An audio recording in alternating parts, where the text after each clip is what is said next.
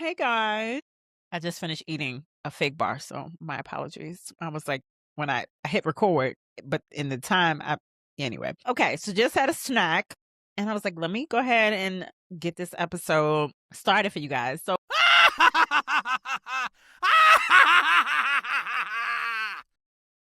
welcome to I Pick Passion and Funny this week. It's your girl, Erica Bates. Okay. And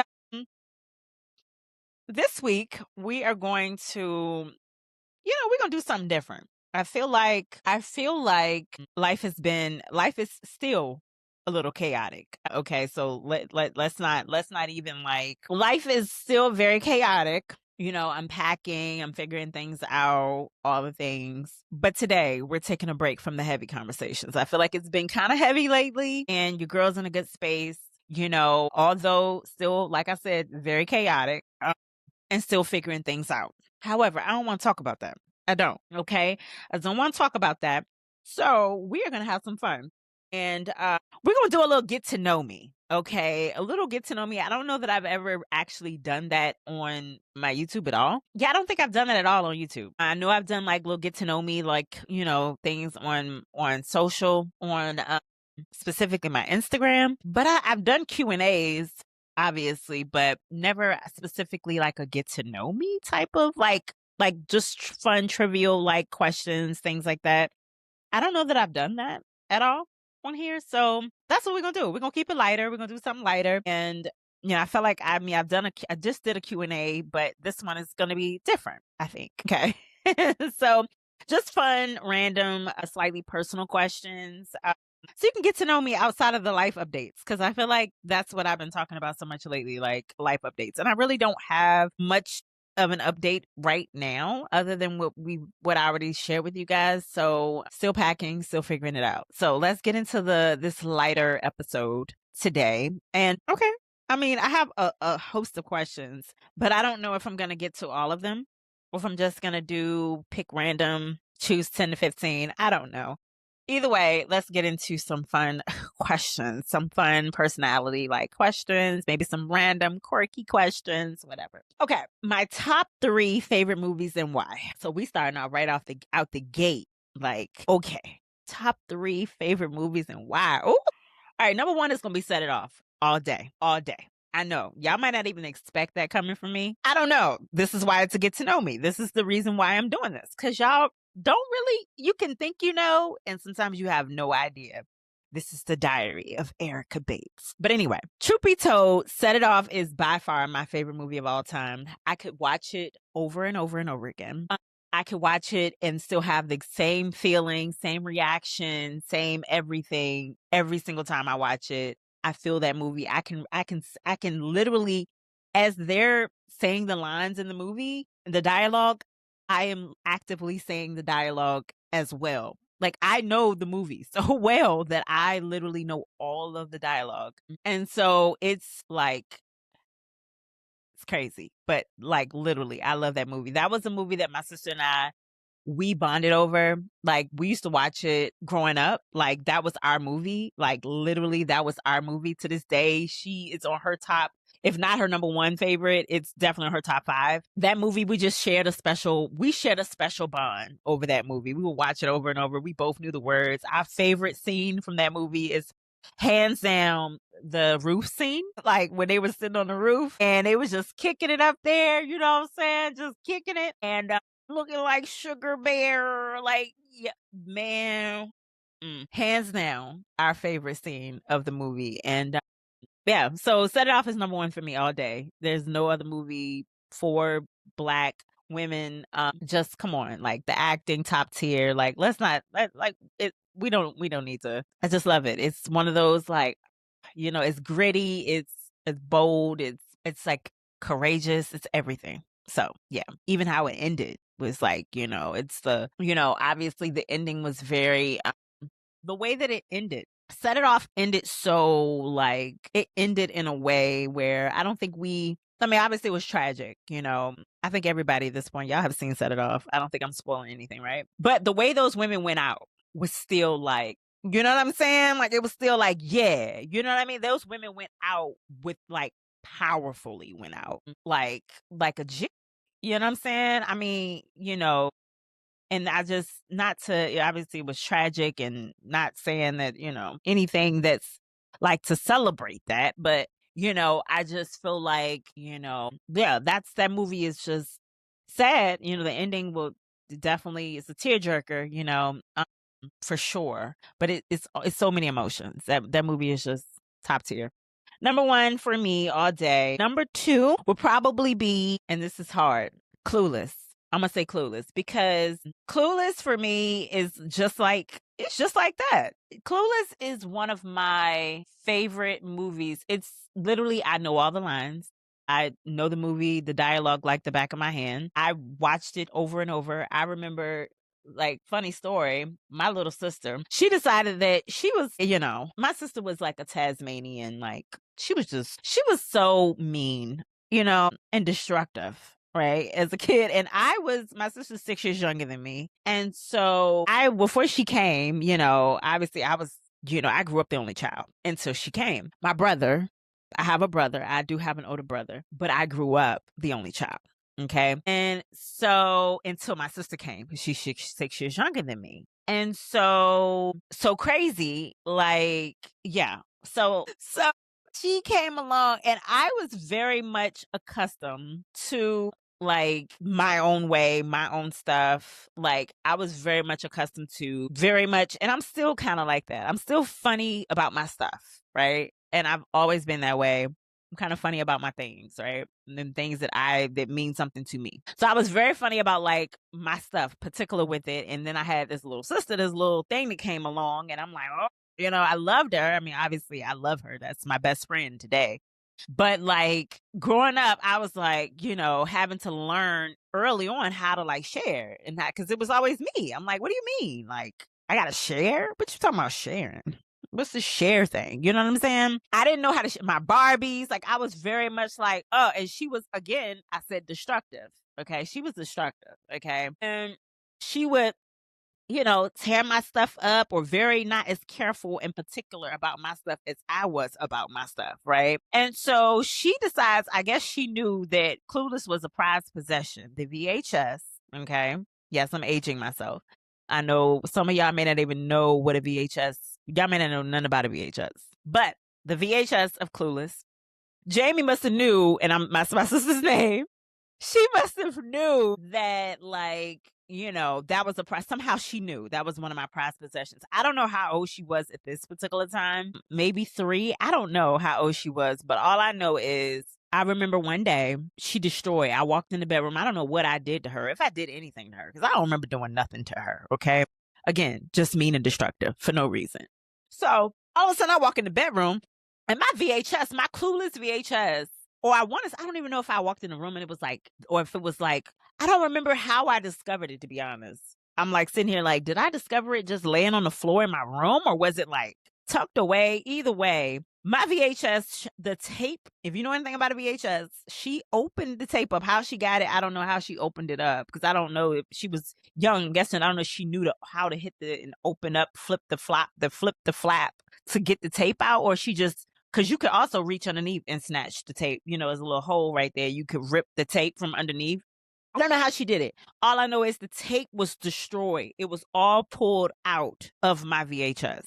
Okay. The tape was, like, literally pulled out from my VHS. And I'm like, I literally burst in tears. Don't remember our ages. I just know I burst in tears, and I went running to my mom. My dad went running. I'm like, y'all, like, Jamie destroyed my tape. I didn't say that, but I just remember crying, and they knew that was my favorite movie. And literally, they had to piece the tape. They took it and pieced it back, and I think it was ripped. I want to say it was even at a point, it was like ripped. Like, it wasn't like just putting it back. It was like they had to tape it. They had to literally take the tape and, like, take a piece of tape and piece that part back together. And to this day, the last time I look, every time for years after I looked at that, they did get it back in. Thankful. Shout out to them. Okay. Shout out to Mom and Dad. Okay. They got my tape back in there, and they mended that little piece that was messed up. And every time that one spot was messed up. It was like it was like a spot. It was literally that spot of the tape. It was like it was real quick, but it was a spot in that tape from that point at the end. It was like I forgot, it was the scene where they were at the party and Murray was getting his hair and Dion was freaking out because his boy had cut his hair in the bathroom at the party, and she was like, it was like that part where she was freaking out on him about him cutting his hair. It was literally right up in there where it skipped. And I was like, God. So it was a sore, basically. Like like I will never forget. I will never forget that. And I they never bought me another tape. I guess they was not doing it. They just was they was like, well, we can fix this. And they did. But it was like literally, yeah. And I've always, I kept that VHS and it's still at my parents' house. It's still down in the basement. But anyway, so yeah, crazy. Like thinking about that, I'm just like, man, that was nuts. So anyway, that happened. So Clueless is number 2. Set It Off is number 1. My sister and I, we bonded over Set It Off as we like later, like teenage years. That was like our movie, like as we started to like get older, you know what I mean? But Clueless was like that probably should be number 1 for me, but Set It Off is number 1. Number 2 is Clueless. And number 3, this one's hard because it's kind of like it's a toss up. It's a toss up for me. It's a toss up between the Spice Girls, Spice World movie, and it's a toss up between that and Selena. And I think I'm gonna go with Selena just because, I mean, I loved Spice World. I knew the words for that movie too. But Selena, and I knew the words for Selena too. Selena, so it should be a top 4. It really shouldn't be a top 3 favorite movies, but for the sake of this, I'm gonna put Selena at number 3. And come on, I mean, I don't think I need to even explain the why for that. I fell in love with Selena because of that movie. Yeah. That I don't no further explanation. Okay. So that's number 1. Number 2 and number 3. Favorite movies of all time and why. The second question, we're gonna go ahead to the next question. What's your comfort show you can rewatch anytime? Well, there's a few. There's a couple. There's a few. Maybe 3 that really come to my mind, right? And I'm gonna give you a top 3 for that. Okay, even though that's not what we're asking for, but just say your comfort show. But I have 3, but one really. So, but I can rewatch the others as well. Just the same, but not quite the same. I Love Lucy. I Love Lucy is my number 1 favorite comfort show of all time. I can rewatch it anytime, all day, every night. I go to sleep every night. Fun fact. I go to sleep every single night with I Love Lucy on. I do. Literally, that is my show that I go to sleep with every single night. Has been for a very long time. And I think that probably started when I was actually a little girl, because I used to watch Nick at Night when I was a little girl. That's actually how I discovered I Love Lucy. When I was a Nickelodeon as a kid was on during the day. And then at night, Nickelodeon turned to Nick at Night. I don't know if that still does anymore or not. I'm not sure, but they would play all the old shows like Bewitched and Leave It to Beaver, and what was some of the other ones? I think it was Leave It to Beaver. I don't know. It was a lot of old shows. All I really cared about Laverne and Shirley, because that was another one of my favorites. But Laverne and Shirley, man, I love Laverne and Shirley. But anyway, I Love Lucy. I fell in love with that show as a kid, and literally I used to go to sleep Nick at Night on at night because of that. And then so now as an adult, it just has always been my thing. I Love Lucy's always been my sleep show. And it's not just, I'm not going to just call it a sleep show, because I can watch it literally, not just sleep. I can watch it literally. And I've seen every episode of the show, but every time I see it, it's like watching it for the first time. I pick up on things that I didn't necessarily pick up on. I hear things I didn't see. I see things or hear things I didn't before. I'm just like, and Lucille Ball, her comedy was just, come on, it's the physical comedy. Like, it's the moments that she doesn't even say anything and something she just does. And it is hilarious. Okay. She is the pioneer, like literally, of this comedy thing. And I just personally, there's so many things that we could look at Lucille Ball and as far as, sitcoms, when it comes to performing in front of a live audience, she was the start of that. So many things we can credit her for when it comes to her art and which she left us with, and what she's contributed to the culture, or not just, I'm not gonna say to the culture, because when I say for the culture, I typically, that's for the culture, that's the culture. We know our culture, so I don't mean that. I'm saying the culture of art. and so let me stand correct. Let me say what I'm saying. But this art or comedy culture, that's what I'm saying. Like, that's what I mean by that. So I'm gonna make sure I specify. I don't mean the culture, Black culture. Okay. But as a whole, I think we all can agree, and we collectively as a people can agree, if you know what she contributed, even as to even, I would say, to the Black art comedy culture. I think that's fair to say, right? But anyway, I'm Lucy Ball. I love Lucy all day. Favorite sitcom or comfort show. That's my comfort show. Okay. I'm not gonna say my favorite sitcom, but it's my favorite comfort show. That's what I meant to say. Number 2 would probably be Living Single. Living Single. If there was a runner up, it would be Living Single. And then number 3, more recent of a comfort show, would probably be Insecure. I feel like Insecure is one of those shows that, you got to at least revisit at least once a year. I feel like it's one of those like shows that it's like an annual rewatch. Like, it's necessary. It's just, it's so timely. It's if if you're in the season of figuring things out, no matter your age, like, I feel like this 20s, 30s, like even maybe in your 40s, I feel like the show is relevant and to our culture. And as I just feel like come on, y'all. Anyway, so if there was a number 3, it would be Insecure. But I love Lucy, number 1 all day, for the sake of the question. Okay. So, favorite artist growing up versus now. I kind of like all these. I don't think I can choose. Maybe I'll break this up part 1 and part 2 if I don't get to them all. But favorite artist growing up versus now. Okay, my favorite artist growing up was probably, I don't know. To be honest, I love music. I love music and a lot of music.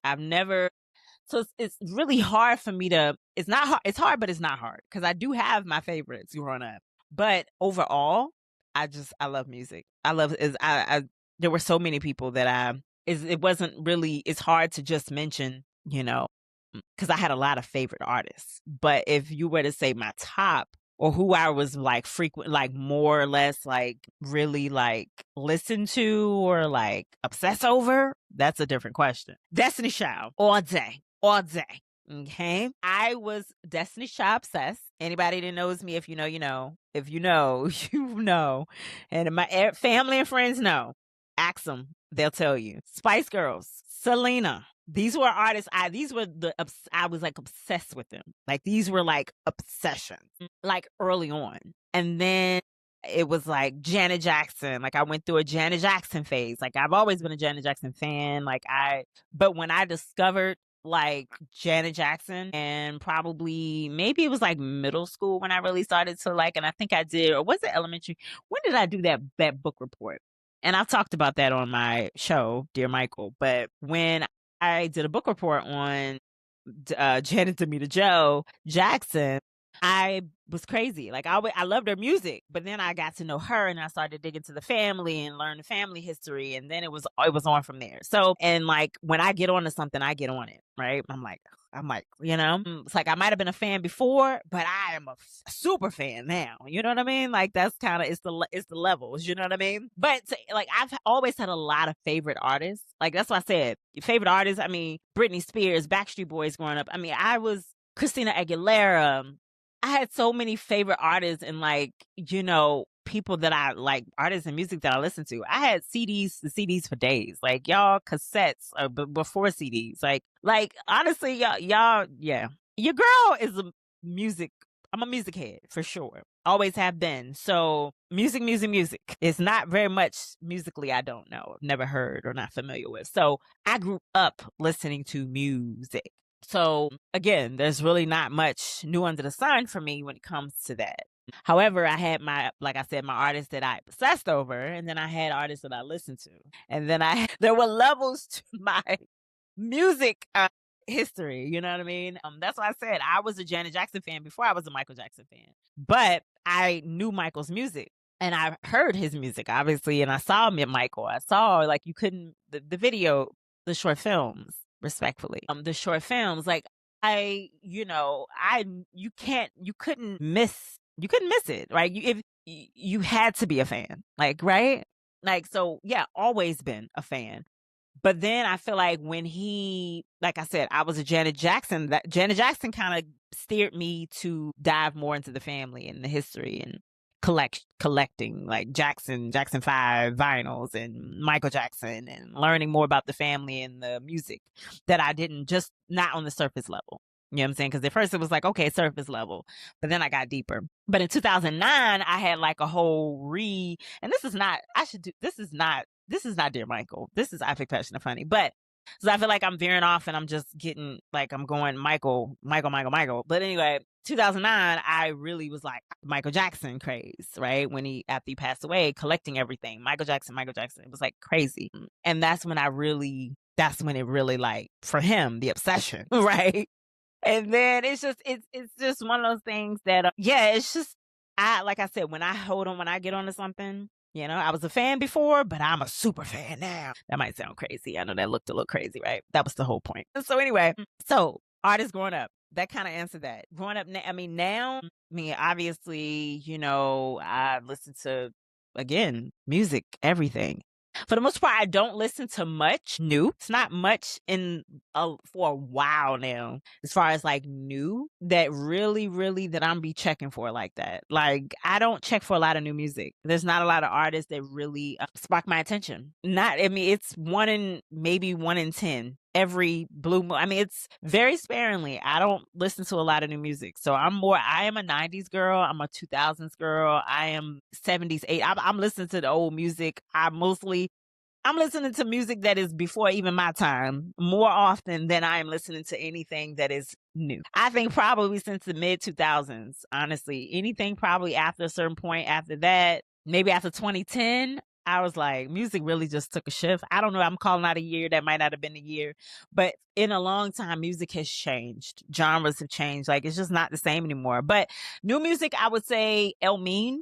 There's this artist, El Mean, right now. I love El Mean. I feel like he's got the R&B thing like on lock right now. There's some other artists that I've discovered kind of recently too. And right now, forgive me for not, but there have been some others that I've discovered. I'm like, R&B still very much alive. It feels good that there's still some artists that I can be happy about in this time that are really doing it in the R&B genre. So anyway, El Mean is one of them. His album, No Skips. No, none. I listened to that album start to finish. Love it. Love it, love it, love it. I can listen to it over again. I can listen to it. It's one of those you can loop it. You can loop it. El Mean is amazing. He's on tour, I believe, currently, and I would love to actually have gone to see him. But yes, amazing. So I'm happy about. I'm celebrating him right now. That's why I'm mentioning him. So El Mean is one in particular, and then of course I've been Michael Jackson crazy all over again. Never stopped, truly, but just like in a way that I just differently than before. Like anyway. So Michael Jackson. To now, as far as I'm trying to think who else am I really, because I've been listening to him. Shoot, how else really, like I said, have I been listening to? And El Mean, like I said, I'm excited about him now, his music now, and I feel like there's some others. I feel like there are some others, but I know there's some others. But like I said, it's not much new that I'm listening to. I'll just say that. Okay. A song that instantly puts you in a good mood. Let me go back. Jill Scott. Jill Scott's album. Jill Scott's my favorite singer of all time. All right. Well, female. She might be my favorite. She's one of my, obviously, then there's categories, like I said, if you're categorizing, everybody don't fall into the same category of favorites, right? But she's hands down. Jill Scott, if I were to put female, like it's the Jasmine Sullivans I love. It's the Erykah Badu's. Like I am a girl that loves, like I love that I love soulful music, and I love raw voices that like, I love artists that lyricism. I love, yeah, man. And Jill Scott, her latest album, On Rotation. Again, a loop, no skips. Jill Scott, To Whom This May Concern, all day. Every Jill album, same for me. Jill Scott, one of my favorite artists of literally all time, period. I said it. I meant it too. Okay, so I could not celebrate her, because you were talking about, they were saying like favorite artists growing up versus now. She was also part of my growing up, but now, like, yeah, it's a total different You might have, like I said, you might have had a respect for an artist, but the more you gain new respect for people and for artists and articism, is that a word? Anyway, a song that instantly puts you in a good mood. What is a song that instantly puts me in a good mood? Man, there's probably several. God. Oh my God. This is not even a fair question. A song that puts me in a good mood? Jeez. Man, all right, I'm gonna go with the top one that really comes to my mind. Optimistic. Optimistic. Optimistic, Sounds of Blackness. Optimistic is by far, there's a few, like I said, but there's a few actually. I'm looking at my playlist here that I have, a feel good playlist. I have created a feel good, nostalgic, workout, personal party, cleanup playlist. Like it's like all of those things. I had created this on Apple Music. I might actually share this like on, so you guys can, because it's amazing. It's an amazing playlist. And it's a lot of my favorites that really put me in that good mood are on here. But I will say Sounds of Blackness, number one. I would probably say Sounds of Blackness. Optimistic is number one. That song just, it makes me feel proud and happy to be a Black person, Black woman, celebrating my culture and the skin tone, my skin tone. It makes me super happy to be to be in this skin. Like it really makes me, it's just one of those songs that just feels amazing. It's the beat, it's the way it's everything of the lyrics. If you never listened to that song, go run and go do it. Go run and go do it. That's your homework. That's your assignment. Go do it. If you've never heard that song before, it's amazing. Okay, so that's what I'm sticking to. All right, what kind of music do you listen to when you're sad? Well, honestly, sometimes it depends on what it is I'm sad about. I can't even listen to any music that is relative to what I'm sad about. So, like if I'm we've all been heartbroken before. If I'm going through a heartbreak, I can't listen to any songs that remind me of him. I can't listen to any songs that we might have listened to together, like again, that remind me of him, or songs that are relative to a breakup, because I feel like or anything that really, to be honest, when I am sad or heartbroken, I'll say specifically, I don't want to listen to any. Sometimes I can't listen to a lot of slow songs, love songs. I can't listen to love songs. So it's very hard for me. I'm very selective with what I can listen to when I'm sad. Honestly, I don't even know if I have an answer for that, because what kind of music do you listen to when you're sad? I don't know. Probably music with no lyrics. Because I don't want to really hear, like sometimes like jazz, maybe something like, old school jazz, like real old school jazz, like something that just, is melancholy, but it's not like nothing specific that yeah, I don't know. It's hard. That's kind of hard. That's really actually kind of hard. But anyway, I don't know if I have an answer to that. I don't even know if I answered that question because I don't know if I have one. All right, my favorite food you could eat all the time. That could be tricky, guys. Favorite food that I could eat all the time? Are we talking about food? Are we talking about snack? Are we talking about like a guilty pleasure? What are we talking about? Because favorite food probably will be tacos. I could eat tacos, any kind of taco, all the tacos. If it qualifies as a taco, I could eat it all the time. Okay. Love tacos. Favorite Mexican food, period. But tacos, like, I'm just going to say tacos for the sake of this. Like, I specifically love tacos. I love enchiladas. I love tacos. I could eat tacos all the time. All right. Now, we talking about snack, guilty pleasure. We're going to go with donuts, because I don't even know if there's a question on here specific to that, but I need to tell y'all, donuts all the time. I don't eat them clearly all the time because they're not healthy for you. However, if there was a world in which I didn't have to be concerned about health, right? And I could just eat donuts all the time. The only donuts I don't like would be cream filled and jelly filled. I could do without. But all the rest, any kind. Okay. My go-to fast food order. Ooh, I don't know, because I don't eat fast food really anymore. Honestly, anymore, I don't eat fast food. I haven't. It's very, very rare that I would eat fast food. But if I do, I want to say it will probably be Chick-fil-A, maybe. Chick-fil-A will probably be the last fast food. Like if I did do any, I feel like that's untrue. But at the same time, I'm like, Wendy's. And that would be very rare too, because Wendy's used to be my hit. You hear me? And what would be my order? I don't know specific, probably like, I don't know, some chicken tenders, chicken nuggets, something like that. Chicken tenders, chicken nuggets, fries. I'm a pretty basic girl. And then when I go to Chick-fil-A, I get all the sauces. I'm a dipper, so I get all the sauces. And I usually like a fruit cup when I go there too. I usually get a fruit cup with it. Yeah, I don't know. I just like their fruit. So that's usually when I go there. I haven't been to Wendy's in so long. So like I said, it'll probably be like nuggets or chicken tenders or something like that. I used to love their Frosties as well. So maybe if I would probably get the fries, I'll probably get a Frosty with my Wendy's order as well. That's fair.